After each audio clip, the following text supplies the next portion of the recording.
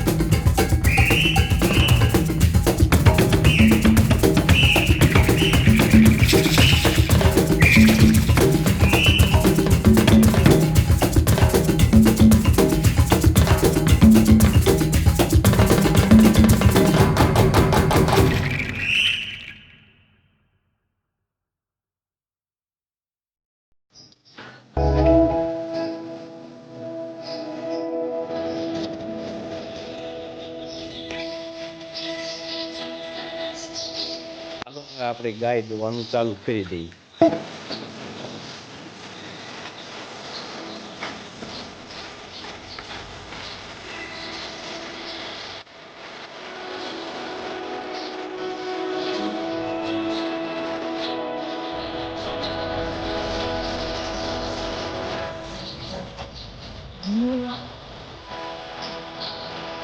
પણ દોઈ ગઈ છે લગભગ 10 લીટર જેવું દૂધ પીર્યું છે આપણે આ જર્સી ગાય એરસેફ ગાય।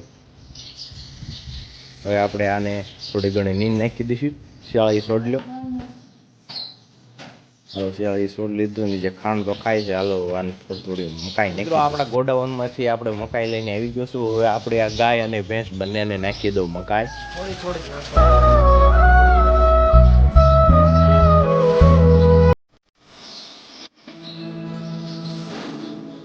કાઢી ગઈ છે। આ બેને નથી નાખ્યું ભાઈ, કેન્સલ। એક જ નહીં મળે ભાઈ, તને નહીં મળે। ખાવી છે ને ખાવી છે? આ નથી ખાવી, જો નથી ખાવી, નથી ખાવી, ધરાઈ ગઈ છે એટલે નથી ખાવી કા। આપણી બીજી બાજુની ભેંસો છે જે ફળિયામાં બાંધી છે એ ભેંસો છે। આ સૌથી મોટી ભેંસ છે, મોટા શિંગડા છે ને સૌથી મોટી। આ લગભગ 7 વેતર વિવાઈ ગયેલી આ ભેંસ છે, સૌથી મોટી અમારા ઘરમાં આ ભેંસ છે। એની પછી આવે આ ભેંસ। આ ભેંસ રહી ને એ આની પાડી, આ મોટા શિંગડા વાળી રહી ને એની આ પાડી છે, અને આ પણ આ મોટી ભેંસની પાડી છે। આ 1 2 અને 3, આ 3 ને 4 ભેંસો વીવાય છે 4-5 મહિનામાં બધી ભેંસો વીવાઈ જાય પછી જોવો તમે। અને આપણા આ બંને બળદ છે। હાલો હવે હું બ્રશ કરી લઉં અને પછી નાસ્તો કરવાનો ને સવારમાં શિરાવાનું થાય ત્યારે તમારી સાથે મળું પાછું। હાલો આવી ગયા છીએ આપણે રસોડાની અંદર અને ત્યારે જો અમારે ગેસ પૂરો થઈ ગયો છે એટલા માટે અમે ચૂલા ઉપર અત્યારે રોટલી ગરમ કરવાનું કામકાજ ચાલુ છે। અને અત્યારે જો આમાં ઘી છે, આમાં ગોળ છે અને દૂધ જે બાકી લાગે છે, આમાં શાક છે, છાશ છે, પણ આપણે તો શું ઘી અને ગોળ જ ખાવાનું અત્યારમાં। મેં તો અત્યારમાં જમ્યું હો ભાઈ, તમે નાસ્તો કરો છો કે શિરાવો છો કમેન્ટ કરો ભાઈ। અને આ બાજુ અમારે ચકલિયા પણ નાસ્તો કરવાનું કામકાજ ચાલુ છે। હાલો આપણે રોટલી ગરમ થઈ ગઈ છે, હવે એની ઉપર નાખ્યું એની ઉપર નાખી દેવી ભેંસનું ઘી, તાજું ભાઈ, ડેરીનું ન હાલો અમારા ગામમાં। તમે ભેંસનું ખાવ છો કે ડેરીનું ઘી કમેન્ટ કરો। આવી ગયા છીએ અત્યારે ખેતરમાં ને અમારા ખેતરમાં છે ને મકાઈ વાઢવાનું કામકાજ ચાલુ કરવાનું છે. જો આપણે આ મકાઈ રહીને આ પૂરેપૂરી વાઢી લેવાની છે, કેમ કે જે આપણે માંડવીની અંદર મકાઈ નાખી હતી ને એટલા માટે આ અત્યારે જો મોટી માંડવી થઈ ગઈ છે એટલા માટે નડે છે. એટલા માટે જો અહીંયા અમારે 3-3 સા લેવાના છે. એટલે હાલો ફટાફટ મકાઈ વાઢવાનું કામકાજ ચાલુ કરી દેવી.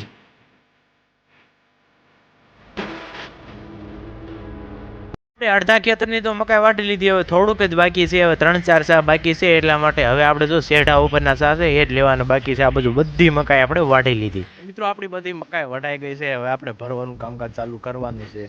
હાલી આવે છે આપણે બળદ ગાડીમાં ભરવાના હો ભાઈ પાથરા. ચોમાસાની અંદર માખીઓ એટલી વધી ગઈ છે ને મિત્રો, એની વાત પૂછવામાં. એટલી બધી માખીઓ જે ઘરેથી અહીંયા ખેતરમાં બળદને પહોંચાડ્યા ને કાંઈ એટલી બધી માખીઓ એની ઉપર ચોંટી ગઈ ની વાત જવા જોઈએ. જો મારા પપ્પાની ઉડાડે છે માખી, મારા દાદાને બંને, તો પણ માખીઓ જવાનું નામ લેતી નથી. દવા પણ છાંટી પણ કાંઈ જવાનું નામ લેતી નથી. કાંઈ વાંધો નહીં, હવે આપણે ભરવા માંડવાનું કામકાજ ચાલુ કરી દેવી. ધીમે ધીમે જો અમે મકાઈ આપણે ગાડાની અંદર નાખવાનું શરૂ કરી દેવી. આપણે અડધી મકાઈ તો ભરાઈ ગઈ છે, હવે થોડીક જ મકાઈ ભરવાની બાકી છે. તમે જો આપણે આખું ગાડું ભરાઈ ગયું છે મકાઈનું ને આપણે જો આ બળદને લુંગી ઓઢાડી દીધી ભાઈ. એટલે ભાઈ બળદ છે તો બધું છે, ખેડૂતને બળદ સિવાય વધારે શું હોય યાર હે. હાલો હવે આપણે જવા દઈએ થોડીક આગળ ગાડી. મારા દાદા ગાડી ચલાવે છે ને મારે જો આ મકાઈ કાઢવાની છે. હું ચડી ગયો ગાડી ઉપર, હવે જો મકાઈ ગોઠવવા અને આ બાજુથી બધા જ મને મકાઈ આપે છે ને હું ગોઠવું છું. આપણી ગાડી જઈ રહી છે આપણા ઘર તરફ, કેમ કે આપણી મકાઈ બધી ભરાઈ ગઈ છે. એટલે મારા દાદા કે લાય હું હકાઈ લઈ લો ગાડી.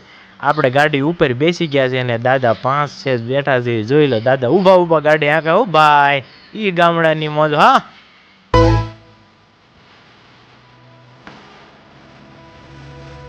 ક્યાં ઘરે ને જો આપણે બધી જ મકાઈ ઠલવી દીધી છે. અહીંયા અડધી ઠલવી, બીજી પેલી બાજુ પણ થોડી ઘણી ઠલવી દીધી. આપણે ગાડું પણ ખાલી કરી દીધું, કેમ કે આપણા દાદાને સાથી હકાલવાનું છે એની વાડીએ, એટલા માટે.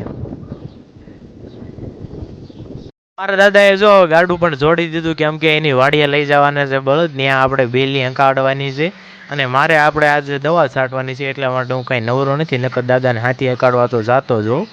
આજે દાદા એકલા બેલી હાંકી નાખશે. એની માંડવી તો થોડીક જ છે, 2 વીઘા જેવી છે, એટલે દાદા એકલા હાંકી નાખશે હાથી આજનો દિવસ માટે. બાકી નકર નવરો હોત તો હું જાવ જ છે વારી ઘડીએ. તો મિત્રો આજના વ્લોગમાં બસ આટલું. મળે કાલે તમને નવા વ્લોગ સાથે. ત્યાં સુધી બધાને જય માતાજી, જય રામ.